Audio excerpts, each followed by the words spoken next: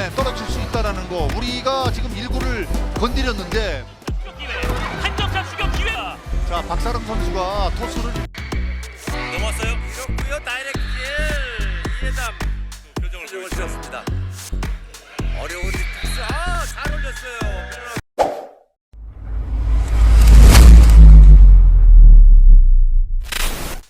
Hai gengs, balik lagi di Fin Station. Apa kabar semuanya? Baik. Nah, untuk menatap musim depan, Jong Kwanjang merekrut beberapa pemain tambahan untuk semakin memperkuat peta kekuatan tim.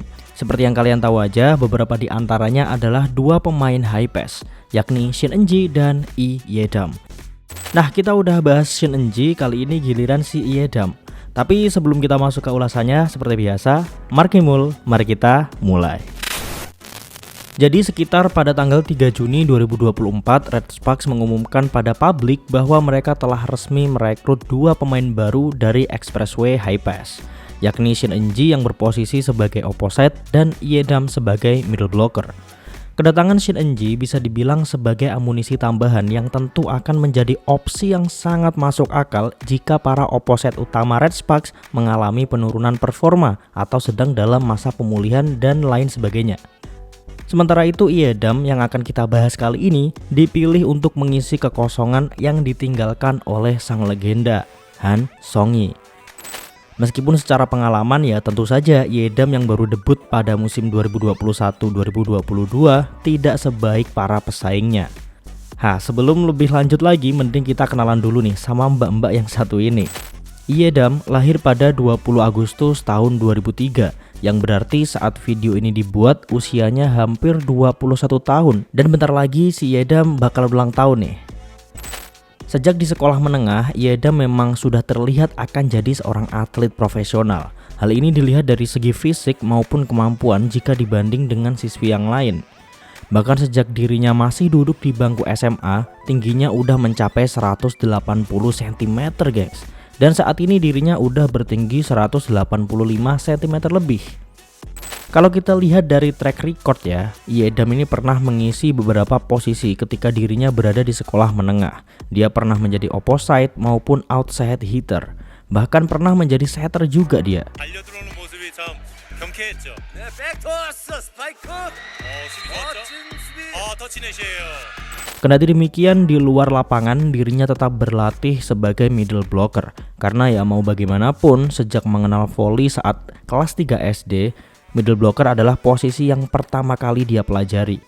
Hingga pada akhirnya dirinya mantap memilih middle blocker sama seperti posisi ibunya dulu.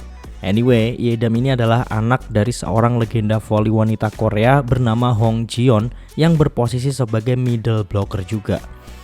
Sebenarnya mengingat ibunya yang seorang mantan pemain voli profesional ya, justru Lee Ye-dam ini mengenal voli terbilang cukup terlambat sih.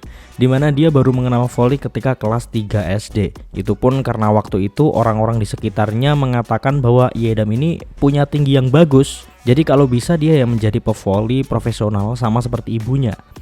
Kenapa kok Mimin bilang kelas 3 SD terlambat sih? Padahal kan kalau di sini tuh udah dini banget loh. Banyak banget pemain voli profesional Indonesia yang memulai voli bahkan saat menginjak SMA atau bahkan lebih di atasnya lagi. Jadi gini, biasanya kalau orang tua itu atlet ya, sejak kecil anaknya udah dibiasakan mengenal pekerjaan orang tuanya gitu. Kayak Kim Se-bin deh contohnya. Ayah dan ibunya tuh mantan pemain voli profesional semua tuh. Dan doi udah dikenalkan voli dari bayi men. Sebenarnya bukan tanpa alasan ya, Lee Ye-dam ini tidak diperkenalkan dengan voli sedini mungkin. Jadi memang sang ibu agak menentang Lee Ye-dam bermain voli ya. Hong Ji-yeon berpikir bahwa menjadi pemain voli itu sangat berat. Porsi latihan yang terlampau berlebihan, ditambah waktu itu voli tak sepopuler sekarang ya, especially di Korea. Makanya sang ibu tidak terlalu mengenalkan voli ke Lee Ye-dam. Tapi justru ternyata Lee Ye-dam bisa membuktikan diri dan kini menjadi salah satu kekuatan di kubu Red Sparks. Bahkan adik laki-lakinya juga seorang atlet voli kini meski masih di tingkat universitas. Di SMA Jungang, secara permainan Lee Ye-dam ini sebenarnya tidak lebih menonjol dari siswi lain. Namun postur dan fisiknya yang prima menjadi nilai tambah serta menjadi perhatian khusus dari para pelatih yang pernah mendidik Ye-dam. By the way, dulu Ye-dam ini adalah adik kelasnya Lee Da-hyun yang sekarang main untuk Hyundai Hill State.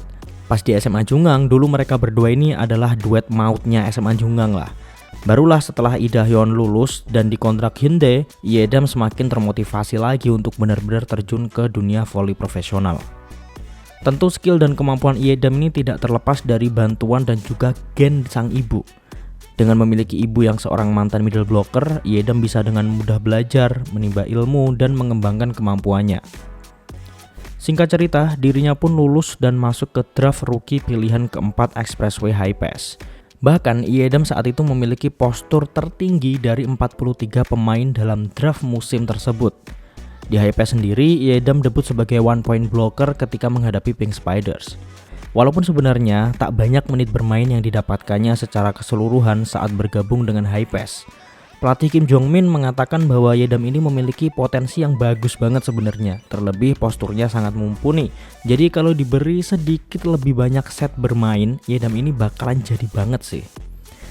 Apalagi Doi juga punya pengalaman menyerang kan sama kayak Jong Ho-young. Jadi Yedam juga bisa dijadikan mesin poin untuk tim. Tapi mungkin ya pertimbangan pelatih Kim Jong-min kala itu agak berat ya. Persaingan filik juga ketat banget, membuat posisi Yedam tak menguntungkan di tengah gempuran pemain-pemain inti seperti Kim Se-bin ataupun Bae Yuna. Tapi kalau dilihat-lihat gaya bermainnya ini emang mirip-mirip sama Han Song-hee sih menurut Mimin ya. Meski masih perlu banyak dipoles lagi ya tentunya. Tingginya juga nggak jauh dari Han Song-hee. Terlebih dirinya masih sangat muda dan kali ini ditambah memiliki pelatih seorang mantan middle blocker juga, yakni Pak De Ko Hye-jin. Jadi diharapkan dipoles habis-habisan lah sama Ko Hye-jin. Awal-awal bergabung dengan Jung Kwan-jang, Yedam mengaku agak kesulitan ya karena satu dan lain hal. Namun dia punya An Yerim yang selalu membantunya. Karena dulu kan emang pas di High Pass Yedam ini satu tim sama Yerim. Jadi secara tidak langsung Yedam akan jauh lebih nyaman ketika bersama An Yerim, orang yang lebih familiar. Dan Mimin rasa bukan hal yang tidak mungkin ya, nanti dia akan memiliki banyak menit bermain di Red Sparks. Tentunya ketika Red Sparks saat itu unggul poin jauh ya realistis saja sih. Jong Ho-young dan Park Eun-jin sulit digeser bro. Atau bisa juga ntar kalau mata Eun-jin kena spike lagi, bisalah Yedam masuk dulu sampai Eun-jin agak baikan ya kan.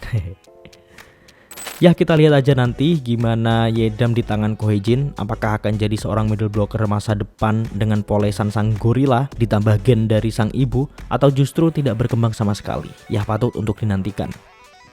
Mungkin kalian ada pendapat lain dan pengamatan yang berbeda. Feel free banget ya untuk drop komen di bawah. Dan apa aja sih yang kalian harapkan dari seorang Yedam untuk Red Sparks paling tidak di musim selanjutnya. Oke deh, mungkin sekian dulu aja dari Mimin. Terima kasih semuanya. Jangan lupa subscribe dan nyalain lonceng notifikasinya. And see you in the next video. Bye-bye. I know you told your friend you're not okay. And tell me what's wrong and why you never said you felt that way. And guess you're trying to stay strong and fake a smile until I look away.